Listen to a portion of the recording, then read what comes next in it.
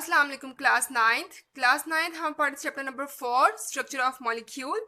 इस चैप्टर में हमने देखा था कि डिफरेंट एटम्स जो है वो मिलकर केमिकल बॉन्ड बनाकर मॉलिक्यूल बनाते हैं और वो किस तरह से केमिकल बॉन्ड बनाते हैं और क्यों केमिकल बॉन्ड बनाते हैं। इस चैप्टर में हमने वो पढ़ना था और हम पढ़ चुके हैं कि केमिकल बॉन्ड क्यों बनाते हैं, क्योंकि उनको अपना आउटरमोस्ट शेल कंप्लीट करना होता है इलेक्ट्रॉन्स के साथ। उनको अपने आउटरमोस्ट शेल में 2 या 8 इलेक्ट्रॉन कंप्लीट चाहिए होते हैं, ठीक है।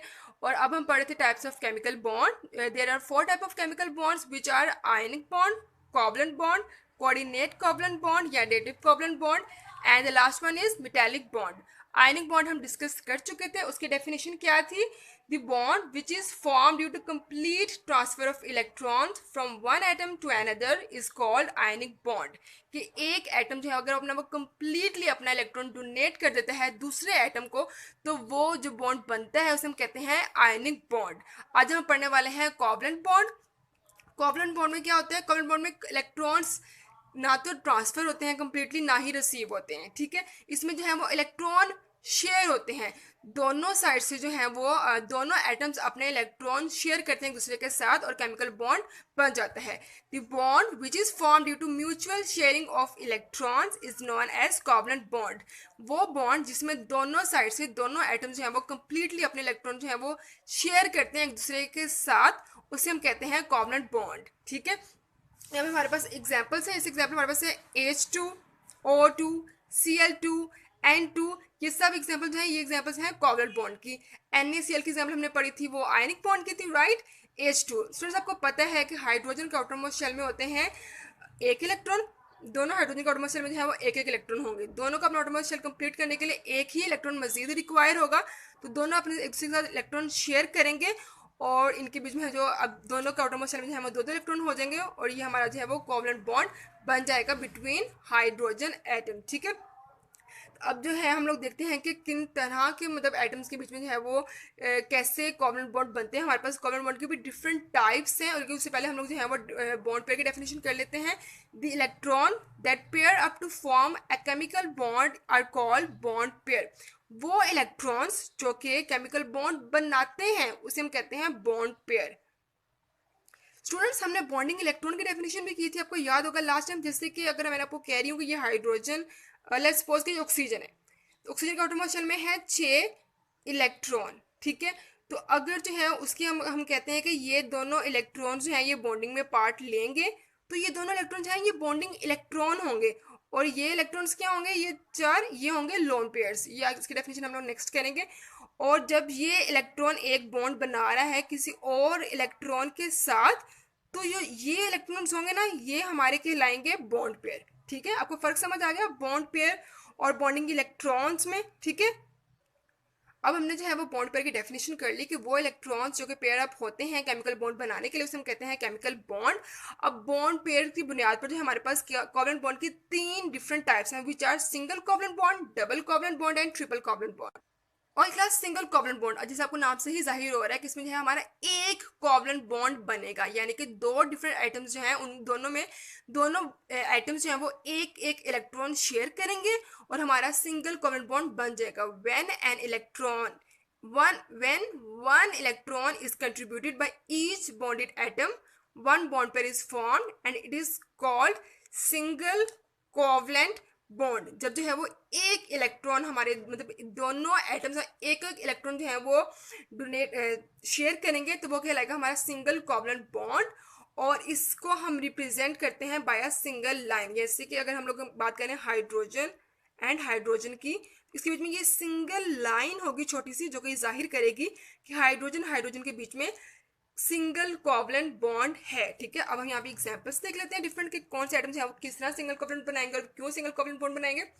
जैसे कि फर्स्ट हाइड्रोजन मैंने भी आपको एक्सप्लेन किया, हाइड्रोजन का आटोमोस्ट शेल में सिर्फ और सिर्फ एक इलेक्ट्रॉन होता है। दूसरे हाइड्रोजन का आटोमोस्ट शेल में भी एक इलेक्ट्रॉन है, जिसको मैं क्रॉस से जाहिर कर रही हूँ इलेक्ट्रॉन को। यहाँ मैंने इलेक्ट्रॉन को जो है वो जाहिर किया है डॉट के साथ, ठीक है। तो ये दोनों आपस में इलेक्ट्रॉन शेयर होंगे। अब क्या होगा, ये इलेक्ट्रॉन इसके भी आटोमोस्ट शेल में 2 इलेक्ट्रॉन हो गए और इसके भी 2 इलेक्ट्रॉन हो गए, इसके बीच में जो है वो कोवलेंट बॉन्ड बन गया और इसका आटोमोस्ट शेल जो है वो भी कंप्लीट हो गया और ये स्टेबल हो गया। होगा क्या कि ये हाइड्रोजन है, यहाँ हाइड्रोजन है, जो इसका इलेक्ट्रॉन है वो इसमें भी रिवॉल्व करेगा, और साथ में वो अपने आउटरमोस्ट शेल में भी रिवॉल्व करेगा। और इसी तरह से जो इसका इलेक्ट्रॉन था वो भी इसमें भी रिवॉल्व करेगा, साथ में इसमें भी रिवॉल्व करेगा, ठीक है। ऐसे हैं दोनों के आउटरमोस्ट शेल में दो दो इलेक्ट्रॉन हो जाएंगे। ओके, नेक्स्ट देखते हैं HCl की एग्जांपल। हाइड्रोजन का आउटरमोस्ट शेल में एक इलेक्ट्रॉन है, इसको एक इलेक्ट्रॉन और चाहिए। क्लोरीन का आउटरमोस्ट शेल में है बच्चों 7 इलेक्ट्रॉन, 1 2 3 4 5 6 एंड 7। क्लोरीन को अब सिर्फ और सिर्फ एक इलेक्ट्रॉन और चाहिए, तो ये हाइड्रोजन से शेयर करेगा। इसके पास 8 इलेक्ट्रॉन कंप्लीट हो गए और हाइड्रोजन के पास 2 इलेक्ट्रॉन कंप्लीट हो गए, तो इनके बीच में जो क्या होगा, सिंगल कोवलेंट बॉन्ड बन जाएगा।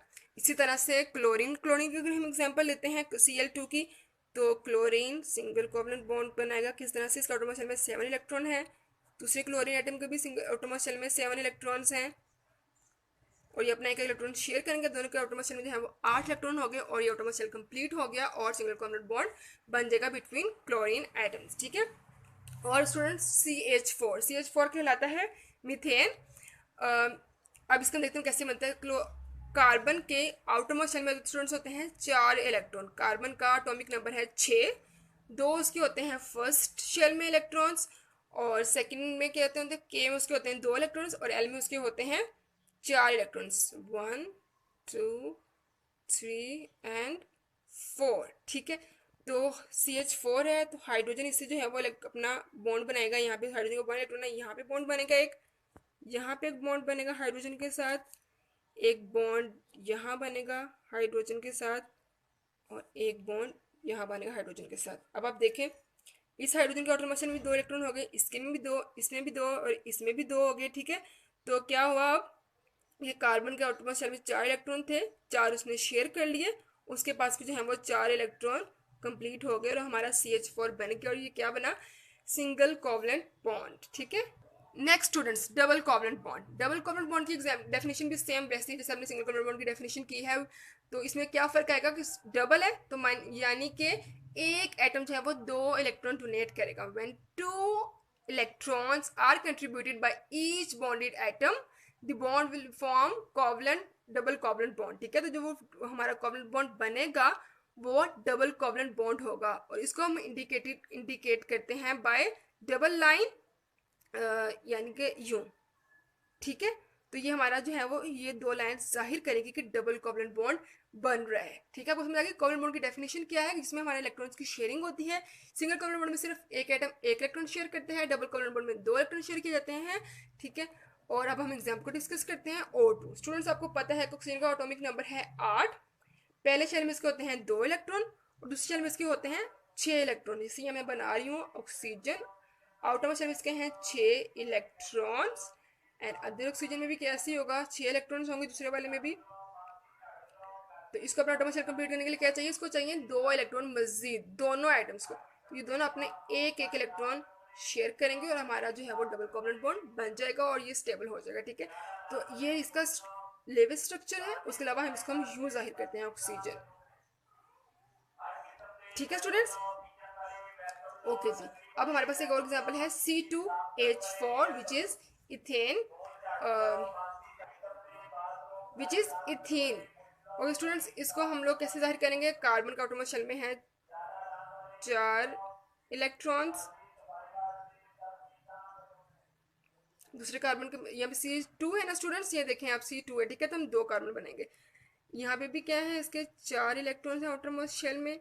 तो क्या होगा स्टूडेंट्स कि दोनों कार्बन आपस में 2 इलेक्ट्रॉन शेयर करेंगे, ठीक है, इस तरह से।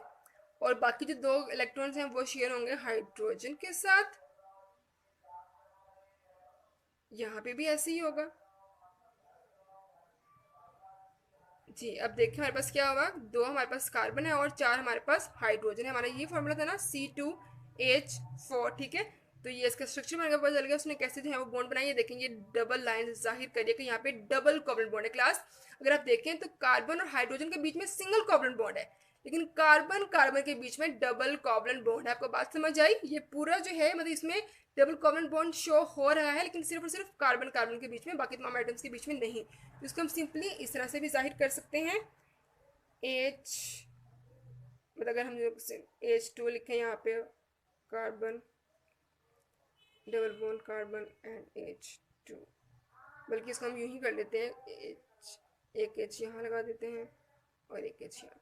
अगर आप दोनों ये ऊपर लगा देते हैं या नीचे लगा देते हैं, इस बात से कोई फर्क नहीं पड़ता है, ठीक है। अब हम नेक्स्ट चलते हैं ट्रिपल कोवलेंट बॉन्ड की तरफ। ट्रिपल कोवलेंट बॉन्ड की भी वही डेफिनेशन है कि when 3 electrons are contributed by each bonded atom, this will known as triple covalent bond. और इसको हम कैसे इंडिकेट करेंगे? बाय ट्रिपल लाइंस, ठीक है क्लास।